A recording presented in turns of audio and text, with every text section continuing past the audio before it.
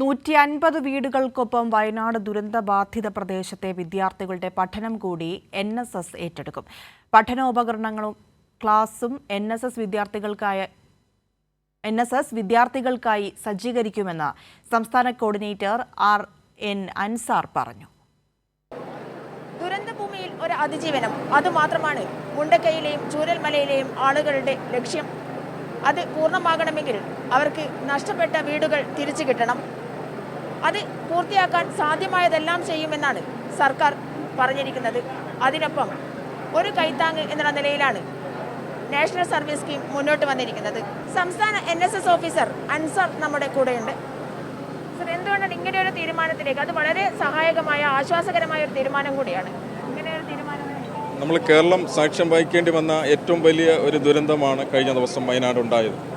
ഏകദേശം നമ്മുടെ ചരിത്രത്തിൽ എല്ലാ കണക്കുകൾ വെച്ച് നോക്കുമ്പോൾ നമുക്ക് അത് നഷ്ടപ്പെട്ടിട്ടുള്ള സമ്പത്തിൻ്റെ ആയാലും വ്യക്തികളായാലും മറ്റ് സ്രോതസ് എല്ലാം നോക്കുമ്പം കേരളം നേരിട്ട ഏറ്റവും വലിയ ദുരന്തമാണ്.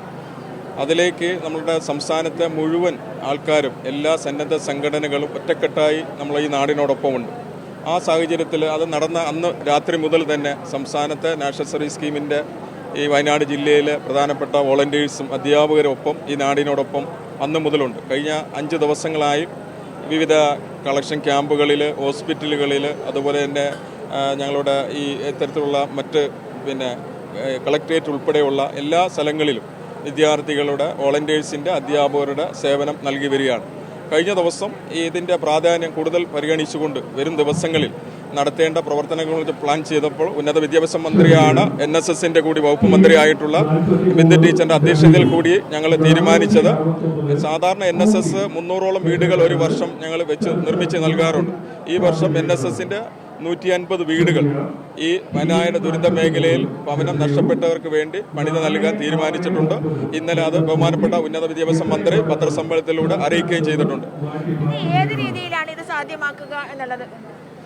ഇത് സാധാരണ ഞങ്ങൾ NSSൻ്റെ ഭവനങ്ങൾ നിർമ്മിക്കുന്നത് ഞങ്ങളുടെ വിദ്യാർത്ഥികൾ നടത്തുന്ന ചെറിയ കളക്ഷൻ പരിപാടികൾ, അതുപോലെ തന്നെ ചില ഫെസ്റ്റുകൾ, അതുപോലെ തന്നെ കൂപ്പൺ കോൺടെക്സ്റ്റുകൾ, ചില മത്സരങ്ങൾ, പിന്നെ വിദ്യാർത്ഥികൾ തന്നെ നേരിട്ട് ഏർപ്പെടുന്ന ചെറിയ ചെറിയ ജോലികളിൽ കോളേജുകളിലായാലും സ്കൂളുകളിലായാലും പ്രധാനപ്പെട്ട ഫംഗ്ഷനുകൾ നടക്കുമ്പോൾ ചില ചെറിയ കച്ചവടങ്ങളിലൂടെയൊക്കെയാണ് സാധാരണ ഞങ്ങൾ കൂടുതൽ ഇതിൻ്റെ സ്രോതസ് കണ്ടെത്തുന്നത്. മറ്റൊന്ന്, അതാത് കലാലയങ്ങളിലെ വിദ്യാർത്ഥികളും അധ്യാപകരും രക്ഷകർത്താക്കളും നാട്ടുകാരും തൊട്ടടുത്തുള്ള നാട്ടുകാരും ഈ ക്യാമ്പയിനോട് സഹകരിക്കാറുണ്ട്. ഞങ്ങളൊരു ഭവന നിർമ്മാണത്തിൽ സാധാരണ കണ്ടെത്തുന്ന സ്രോതസ് അങ്ങനെ തന്നെയാണ്. അതിൽ തന്നെ ഒരുപാട് വലിയ രീതിയിലുള്ള സാമ്പത്തിക സഹായം ചെയ്യുന്ന വ്യക്തികളിൽ നിന്നുള്ള സഹായങ്ങളും സാധനങ്ങളുമായിട്ടൊക്കെ കളക്ട് ചെയ്താണ് ഞങ്ങൾ സാധാരണ NSS ഭവനങ്ങൾ നിർമ്മിക്കുന്നത്. ഇത് ഒരു വലിയ ഒരു ദുരന്തമായതുകൊണ്ട് തന്നെ കഴിഞ്ഞ ദിവസങ്ങൾ മുതൽ തന്നെ എല്ലാ NSS യൂണിറ്റുകളും അവരുടെ ലഭ്യമാവുന്ന എല്ലാ സ്രോതസ് വഴി നമ്മൾ ഇപ്പം തന്നെ അതിൻ്റെ ഫണ്ട് കണ്ടെത്താനുള്ള ശ്രമങ്ങൾ ആരംഭിച്ചിട്ടുണ്ട്.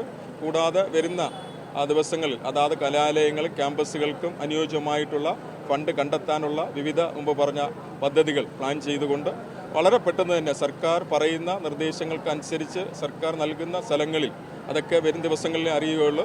ആ സ്ഥലങ്ങളിൽ ഭവനങ്ങൾ നിർമ്മിക്കാൻ മുൻപന്തിയിൽ ഏറ്റവും ആദ്യം തന്നെ ഞങ്ങളുടെ NSSൻ്റെ കൂട്ടായ്മയിൽ ഉണ്ടായിരിക്കും. ആ 150 ഭവനങ്ങൾ ഞങ്ങൾ ആദ്യഘട്ടത്തിൽ തന്നെ നിർമ്മിച്ച് നൽകാനുള്ള കഠിന പരിശ്രമത്തിലാണ്.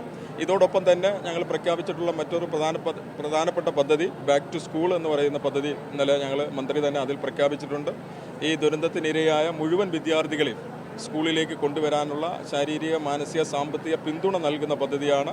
അവർക്ക് പഠനോപകരണങ്ങൾ പൂർണ്ണമായും നൽകിക്കൊണ്ട് NSS തന്നെ നൽകിക്കൊണ്ട് അതോടൊപ്പം തന്നെ ഇവർക്ക് ഈ ക്യാമ്പുകളിലും താൽക്കാലിക ഷട്ടറുകൾ വരുവാണെങ്കിൽ അവിടെയെല്ലാം അവർക്ക് ക്ലാസ്സുകൾ എടുക്കുവാനും കൗൺസിലിംഗ് നടത്തുവാനും NSS വിവിധ പദ്ധതികൾ പ്ലാൻ ചെയ്തിട്ടുണ്ട്. ഈ ദുരിത മേഖലയിൽ ഒരു ക്ലീനിങ് സാധ്യമാണെങ്കിൽ ഏതെങ്കിലും മേഖലകൾ ഉണ്ടെങ്കിൽ അത്തരത്തിലുള്ള വർക്കുകൾക്കും സംസ്ഥാനത്തെ 3.5 ലക്ഷത്തോളം NSS വോളണ്ടിയേഴ്സ് സജ്ജമാണ്.